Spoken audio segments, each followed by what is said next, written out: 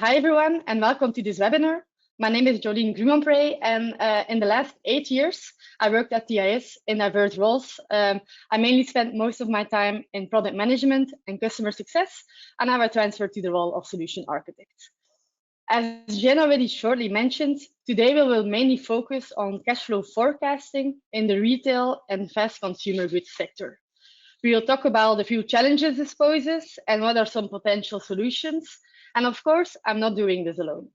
But I'm happy to introduce to you Tanya Strong, who will be able to speak volume to this with her relevant experience as Treasury lead for REI. Tanya, can you introduce yourself? Good morning, good afternoon, good evening, for wherever you are. I'm Tanya Strong. I represent REI. I lead their Treasury department. I'm based in Seattle, Washington. REI is a roughly $4 billion annual revenue outdoor recreational retail outlet based solely in the United States. All right, thanks for joining us, Tanya. Before we dive into the challenges of cash forecasting in your sector, let's start with the basis. Can you give us a bit more of a background, how your forecasting process looks like now at REI? So I've been with REI about 2.5 years, and we do, I call it a tops down or indirect forecast. So we take the inputs from our FP&A department, which is essentially a P&L, and we turn those into cash flows, and then from there derive the balance sheet. So it's kind of this circular thing. So we do that, REI's, they call it the annual budget. So we do that once a year. It's kind of our, and let's call it November for the future year, because we're on a calendar year. And then we update every quarter. We have an April update, a July update, an October update to that to kind of refresh, change, and update whatever the inputs we get from the business are. And then, so. Okay. And is it like, sorry, is it like a centralized forecast then, or do you work in different teams that need to work on it separately? It's centralized when it comes to Treasury. So FP&A takes the input from all the different business units and puts it together, with the exception of merch. So our merchandising team gives us a very specific output for Treasury, which is their flow of product spend and orders for the year, because COGS, how that flows to the balance, the P&L isn't particularly useful to us. So we get, a big portion of it from FP&A, and then we get a special forecast from merch, letting us know what they expect their receipts and spend to be by month. Okay. And which reports are typically coming out of your forecasts? So we have first of all the annual plan, and so that annual plan is for the CFO. What the CFO gives to the board are 2 slides. So we usually 2, maybe 3, depending on the year, but it's essentially a cash flow slide, our starting ending cash flow trend for the year, with some notes and metrics, and then a borrowing slide. So if we're going to be borrowing or investing, kind of what that looks like over our operational cash. So we present those 2 slides to the boards. The full plan goes to the CFO, and then for the under the CFO level, we do a weekly check-in, I guess, a weekly update. Yeah. Okay, nice. And then when I think about cash forecasting challenges in your sector, I would think about like rapid inventory turnover, demand fluctuations, a lot of data spread around, but especially on the demand fluctuations. I can imagine for a company like REI, REI is very sensitive to it, and it can be quite challenging to like forecast your sales and the cash flowing from them. Is that right? Can you elaborate a bit more on that? I can elaborate all day, but we don't have all day for that. I think everybody on the call who works with cash and cash forecasting, frankly, any forecasting, but cash forecasting, which to your point is derived from so many things, it is an art. It is not a science, and we constantly have to kind of react to what's going on in the world or to what's going on in our business. So I think it is incredibly challenging. I I thought it was a challenging pre-COVID. Post-COVID, it's really challenging because a lot of what we rely on to sanity check numbers is history. And since 2019 is our last year that has any regularity Yeah. that makes any sense. 2020, they have all been so incredibly different that it's hard to ground ourselves in what's realistic and what's not realistic, or what we should expect that might be different than what FP&A is saying, or that we might want to apply to kind of what they're saying. So that's the biggest challenge, has just been we have no, the past, it hasn't been 5 years, the past 4 years have all been so very, very differently that frankly, we don't have a lot of history to ground ourselves in. And me, I've only been there 2 years. I've got no history to ground myself in. Every year has been incredibly different. So Okay. again, sanity checking is hard. And then to your point, demand is hard. Customer demand, we're kind of at the mercy of so very many things. The super macroeconomic, microclimate. I'm an outdoor retailer, so we had a not so good ski season here on the West Coast. That impacts our business. Yeah. That's not in the forecast. So how trying to interpolate all those things and make adjustments is kind of our biggest challenge. Well, and about these seasonalities, so indeed you are, of course, depending on the weather, as an outdoor activity seller, but are there also like, is there an impact per week or per day on how your customers are selling your stuff, or? So we don't, so that's where we use history. We kind of we take the top line information from the P&L, and then we apply the periodicity based on last year. So we kind of say, okay, X percent of sales, or this is how revenue came in last year, and essentially we tap that into the current year. We try and adjust for holidays or if our sales, periods are different days, but overall we're taking last year's trend for revenue and Okay. attaching it to this year's, which, as I've just pointed out, sometimes is good, sometimes creates Yeah. issues. Okay, can imagine. Something else I think about is like the upcoming trend of digital sales. Does that also impact your forecast? Yeah, absolutely.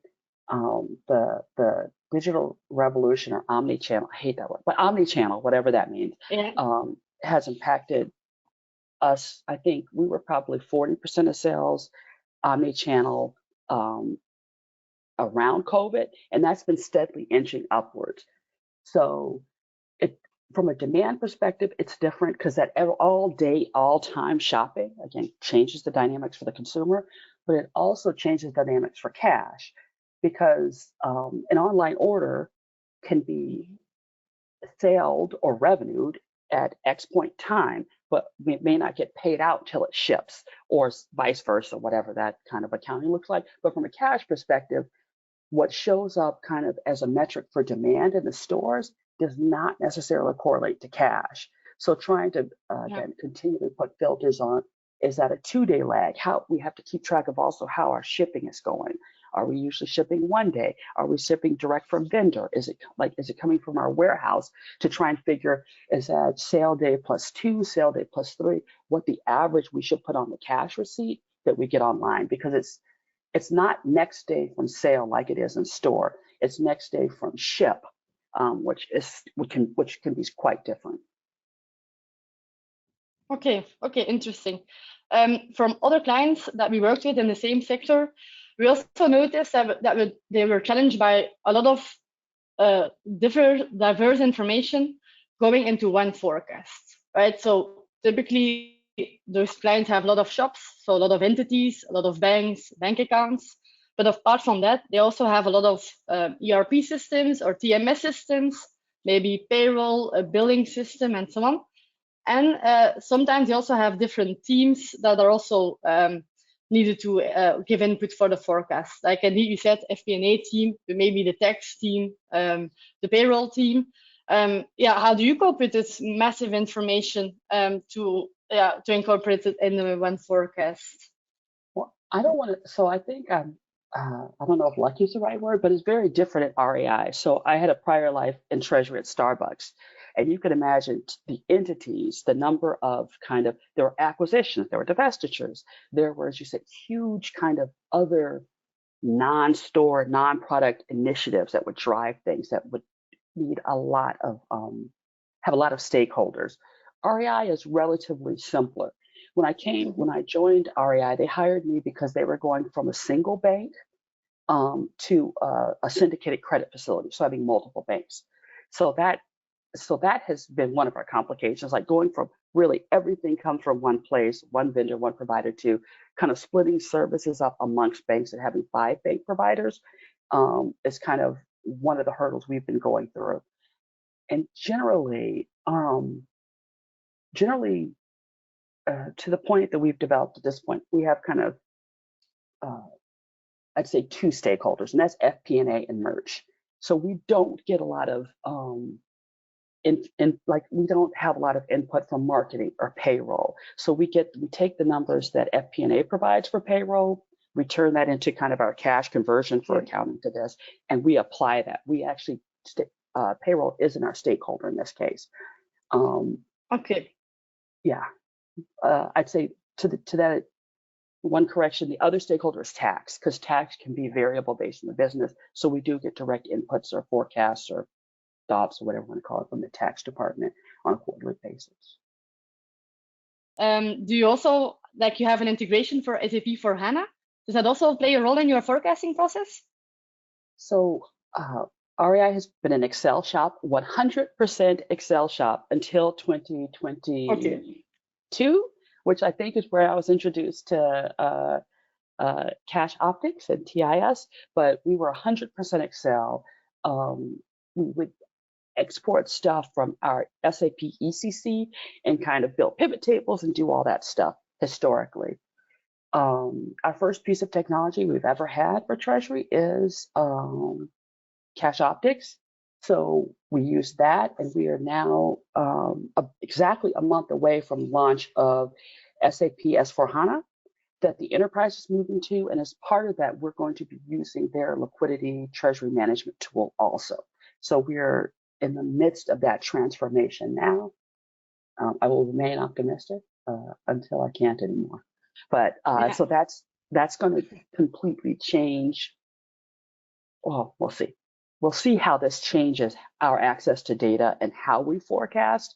At this point, it's kind of unknown. We know for sure, we've been told pretty explicitly that SAP will not provide our long-range forecast. So our year-out forecast that we do by day to do cash flows, we know will live outside of SAP. We're trying to understand what it does for the mid-range and how that might bring us closer to impacts that are happening in the business, specifically AP, which is kind of a cluster as far as trying to get that data or accurate data for what we expect spend to be. Okay. You also talked about Cash Optics, right? We worked together on that project where we mainly focused on historical transactions and balances. Can you maybe elaborate a little bit more on that part? Yelena, I'm surprised you asked me to do this, given that you worked with me on that project. So our gap was, REI went from one bank that we're doing in Excel to, again, there's 5 banks, which doesn't sound like a lot to some of us who've had, 20 banks, 50 banks, but it is 5 times the number of banks we had before. And so with that, we don't get 5 times the staff to manage it or deal with it and try and kind of coordinate it. So we needed a better positioning tool. I think Cash Forest/Cash Optics was designed more as a forecasting tool, but the interest to me was, could we convert that a little bit to a cash positioning tool? Could we use that connectivity and be able to create kind of a more automated forecast for the team? So we spent, I think, a good bit of time working through that to give us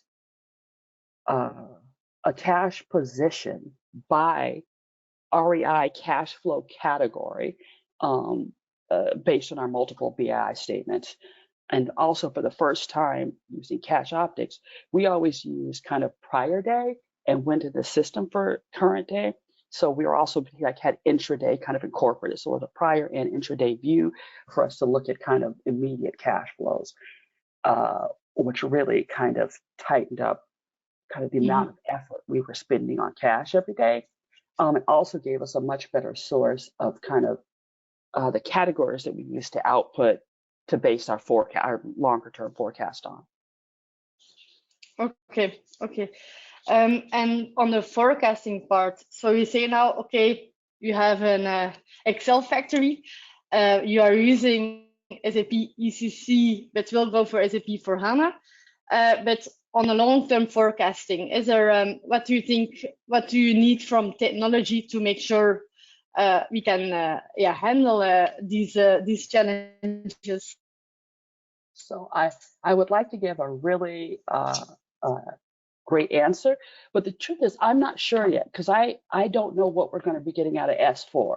Yeah. So I think understanding what S4 looks like from a treasury perspective, like how those transactions and accounting flows and financial statements translate into cash, and then figuring out, I think one of the bigger challenges that we're going to have is categorization. Like TIS was, Cash Optics was super flexible in us being able to create categories and kind of, we could fine tune this to the nth degree. I don't, S4 does not, SAP does not seem to be that tool.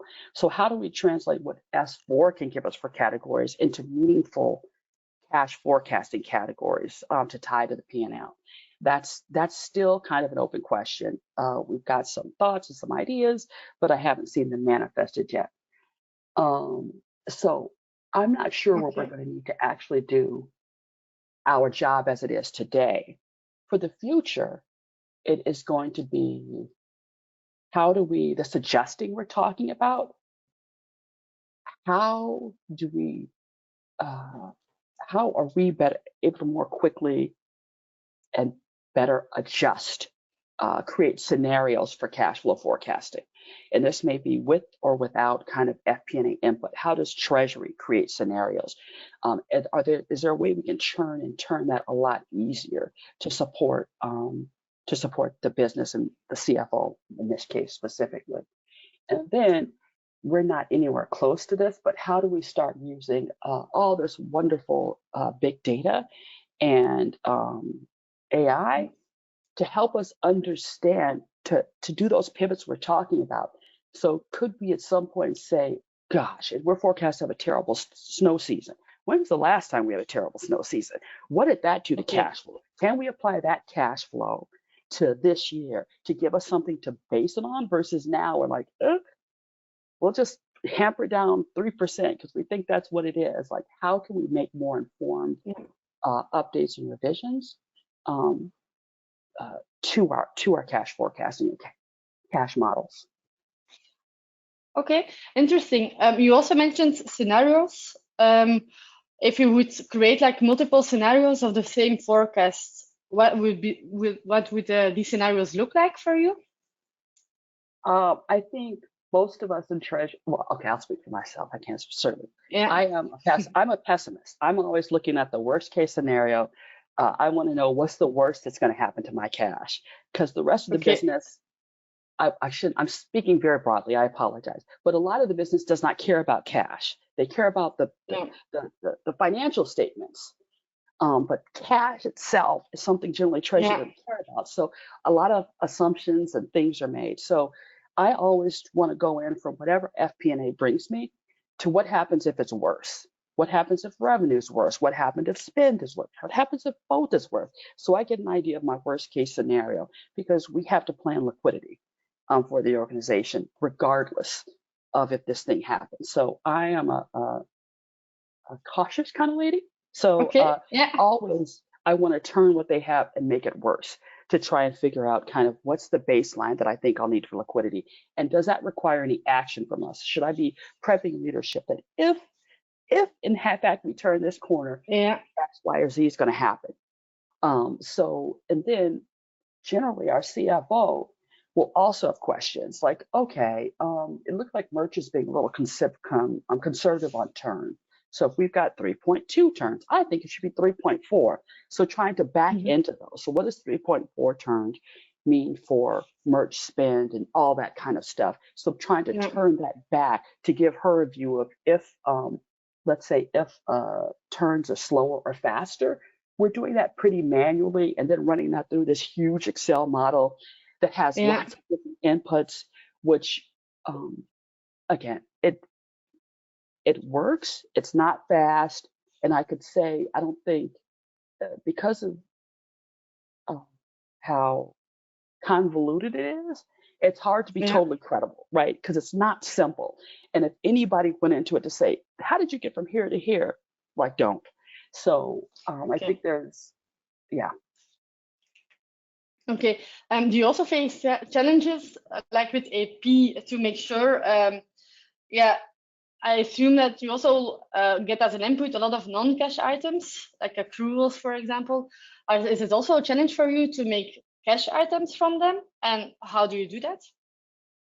Um, so stripping the non-cash out is Yeah. another one that's kind of uh, definitely more art than science. So we try and Hmm. work again a lot with percentage trends, like year over year. If accounting tells us this, what did that turn into from a cat? Not accounting. FP&A tells us this from P&L. What did that turn into cash flow? Yeah. So is revenue cash flow typically 101% of revenue, or is it 95%? And then trying to apply that. So it's again, it's not exact. And there's sometimes some big accruals that they let us know. Tax tends to be one of those. Sometimes it's not a that can go either way. Um, so that's where we have to work with the business units, uh, not the business FP&A and tax in this case to say what's true cash versus kind of to your point accruals that go in there. So that's an ongoing effort. We have no magic Yeah. for it other than asking questions. We start our top level, we apply the trend and then try and run that through, then ask questions from there. Okay. Okay. Makes sense.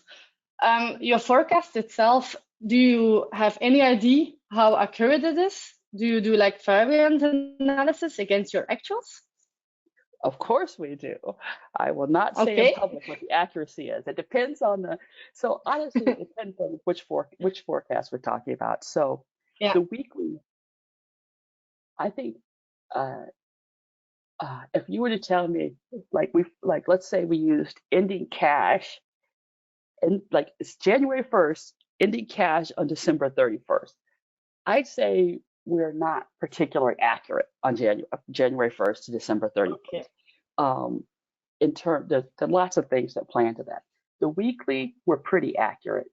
Uh, what we're trying to get to is, as opposed to tighten that up.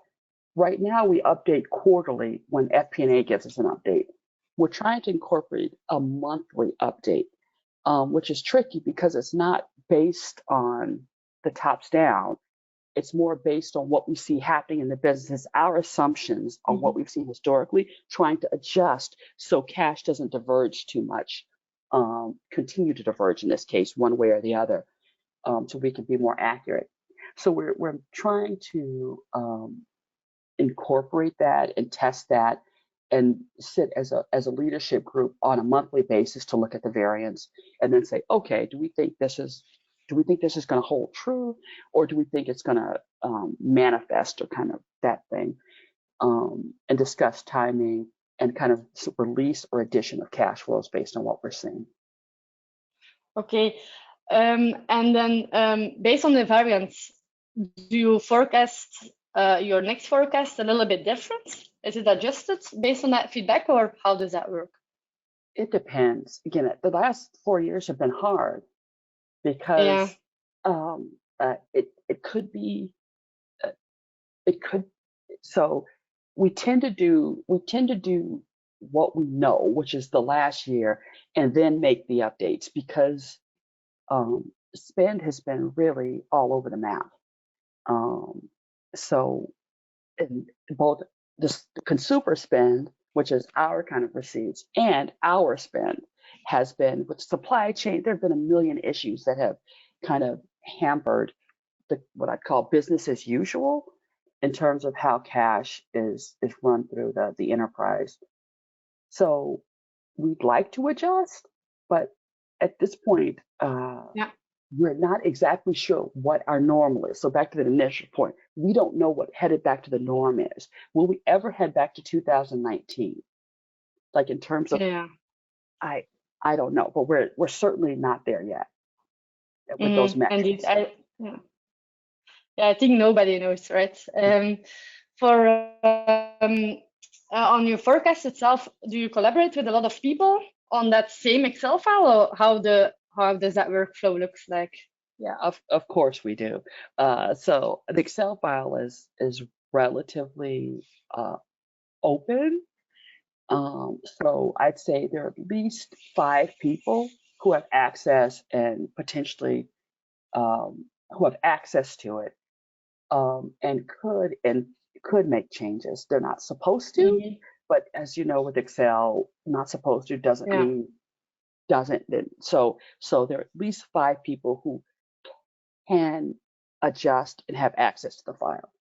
I'm one of them, which is probably part of the problem. So there you have it. But Yeah. yeah, and so ideal, and it's hard to lock and try and audit Yeah. what happens in Excel. So that's something else we're going to be looking for as we try and settle into our new forecasting world.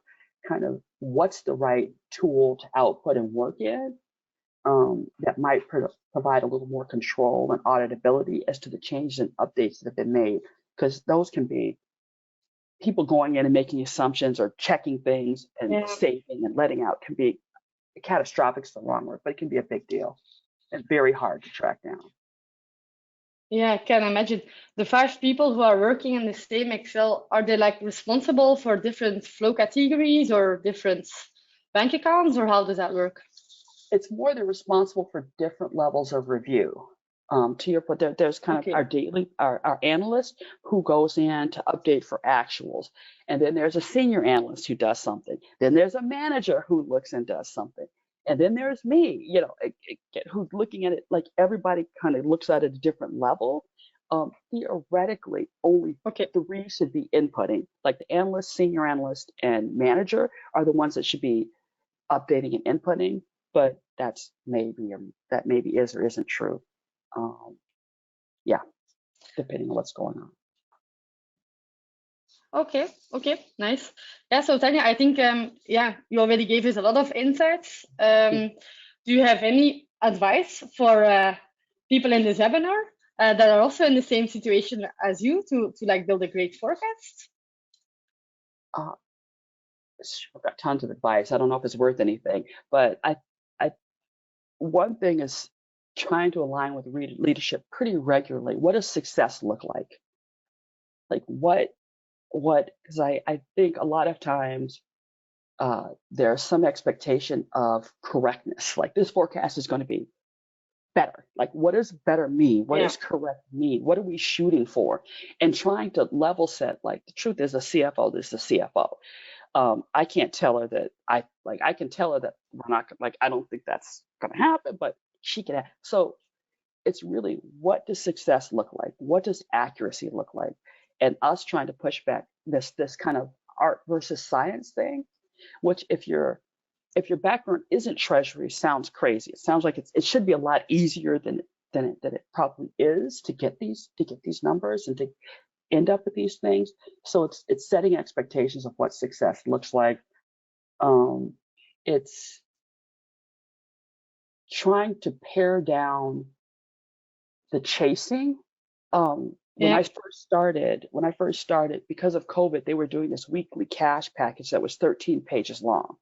And every week they were like, this is off from forecast. And so the team was chasing these weekly things, which trued up. Like, so it's trying to figure out what is the reasonable cadence to be able to get reasonable answers versus frustrating everybody in that we're looking for some difference and we can't find it. So every business is different Yeah. for that. But really trying to define that early And then once you've got that nailed down, then trying to figure out, can you tighten that gap or get answers faster? But it's really setting that baseline is super important.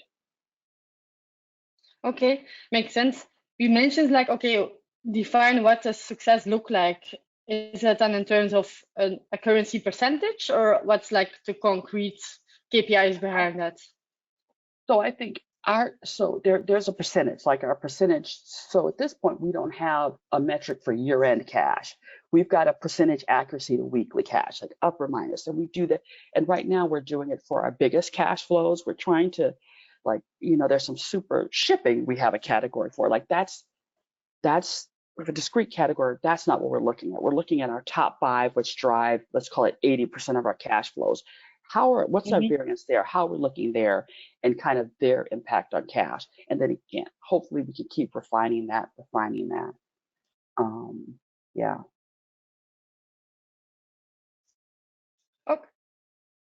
Okay, makes sense. Well, I would say, yeah, thanks, Anya, for all the useful insights. So during this webinar, I learned mainly how, your concrete forecasting process looks like, what the challenges were, and how we solved this. So not sure, Tanya, do you have any questions for me for now? Otherwise, we can give it back to Jen. Well, my question for you is more about, I really appreciated the product and how you were able to morph it into kind of this cash position, which it wasn't necessarily intended to. What is your roadmap for the product, and how do you plan to address kind of some of these challenges for kind of short and long-term forecasting?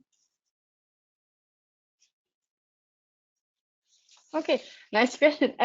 So I think, TIS is currently still investing in a lot of product development, right? So we have, as you know, we have monthly releases with sometimes bug fixing, sometimes small adjustments, or bigger functionalities that come in place. One of these functionalities are cash positioning, right? So indeed, we work together on the cash positioning part of the current cash optics tools, but we will extend the dashboard, we will extend the real-time information. So it's really even more easier to really see your real-time cash positioning in the tool with all other dashboards than you currently have. On top of that, on the forecasting part mainly, we are still partnering up to investigate how AI ML can really work for forecasting parts. That's of course a difficult trade-off, because you can like have theoretical algorithms running on the forecast, but that doesn't mean it's really matched with reality, right? So treasurers always know a little bit more than the system. And the last part, what's also definitely on the roadmap is like more actionable items.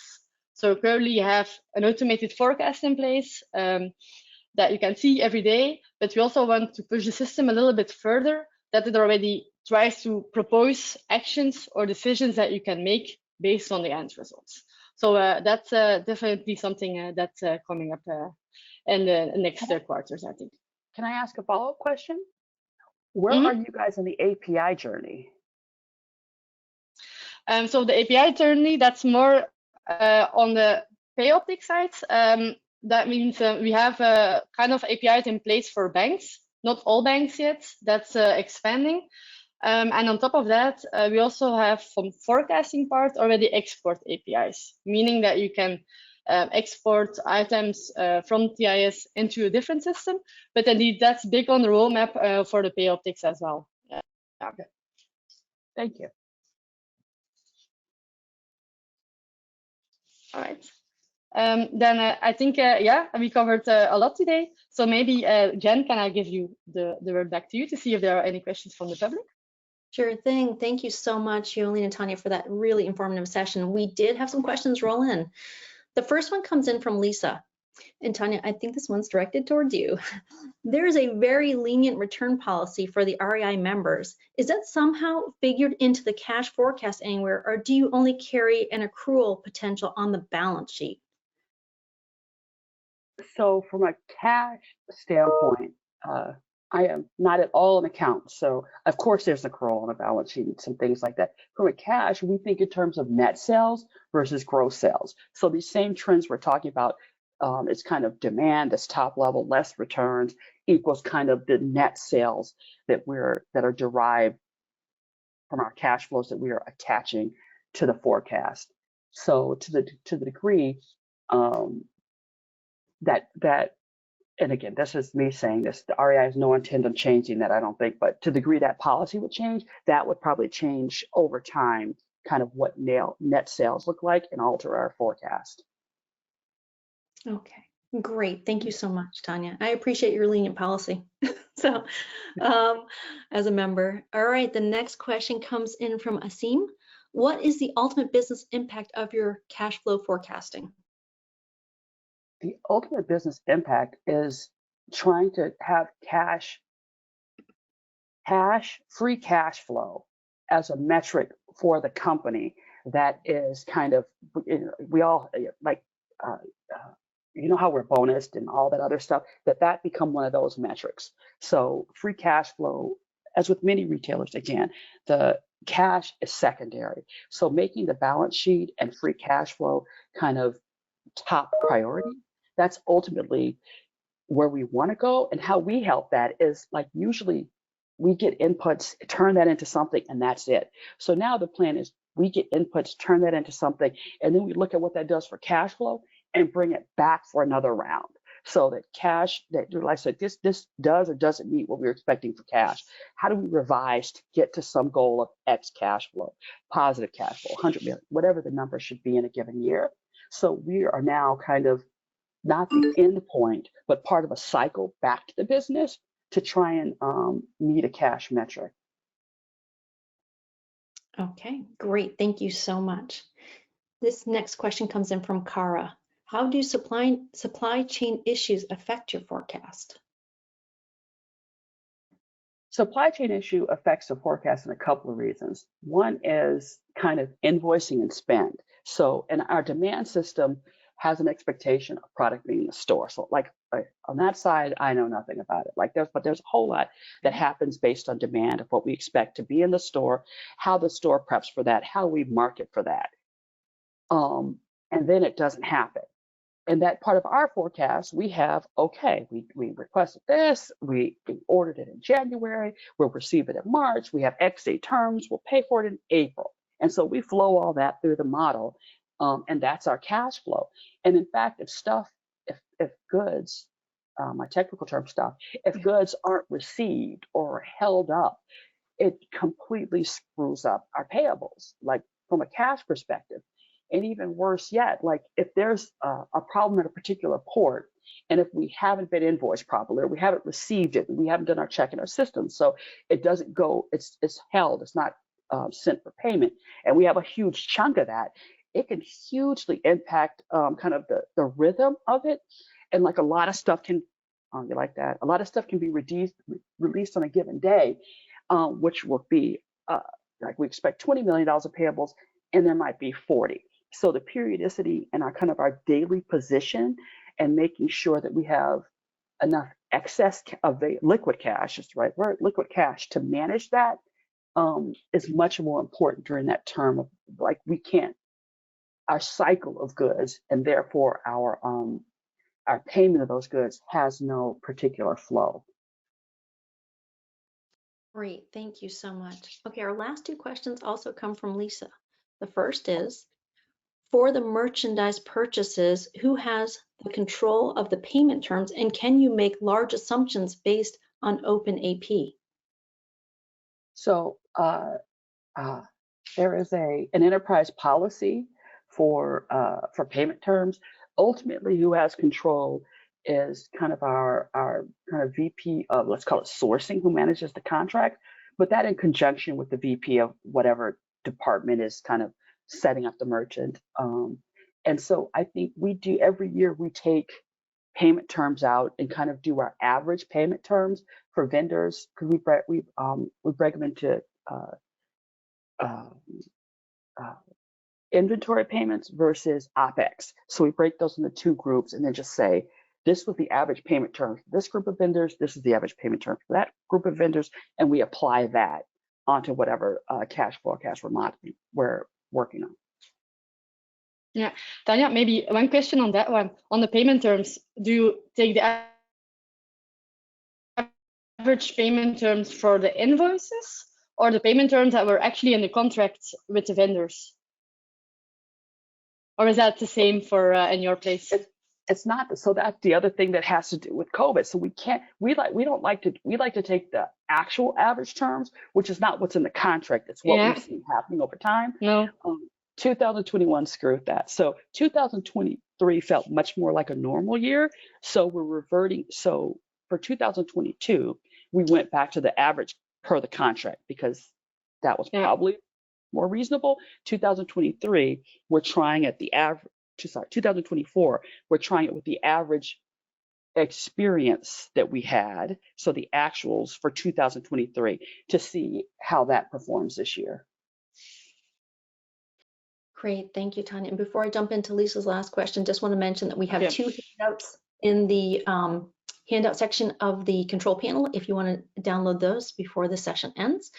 And kind of timely that we're mentioning COVID again, because Lisa's last question is, since COVID, have transportation costs increased your deliveries dramatically? Yes. So I think everybody during COVID, so I started in this latter half of 2021. So 2021 and 2022 certainly were, I think, I was going to say unseasonably, but unexpectedly high. Like it was a challenge, and it was hard to pin down what the costs were going to be because people were the shippers were reacting just like we were. I think that moderated in 2023, and we're expecting to continue moderated in 2024. So again, I don't know what normal is. My last two companies were QSR, which is a completely different model. So I can't say if it's normalized, but it certainly has moderated from that 2021, 2022 high and seems to be kind of coming back down into more expected ranges for the time being. Okay, great. Thank you so much for your answers. And now with that, I'll hand this back to you, Jolien.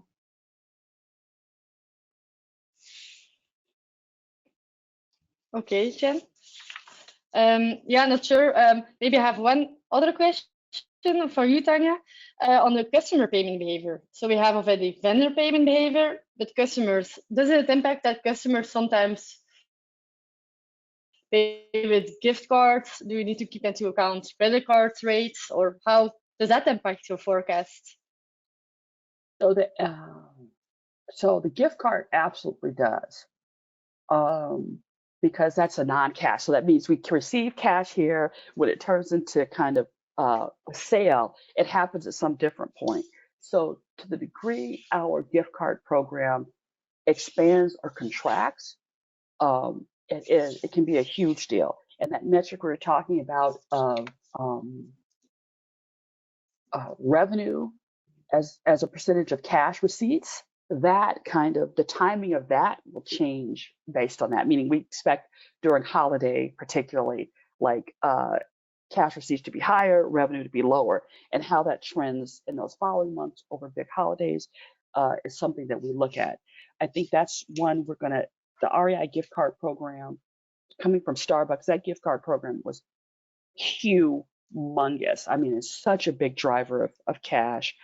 So REI is built, it doesn't, when I say building a gift card program, it doesn't have that kind of ubiquity.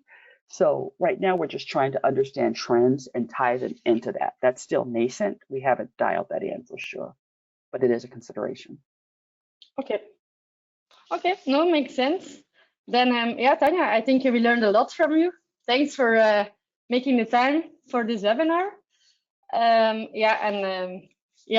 Thank you everybody for viewing this webinar. And if you have any questions, you can always reach out to the TIS team. Thank you guys for inviting me, and thank the audience for the questions. Everybody have a good day.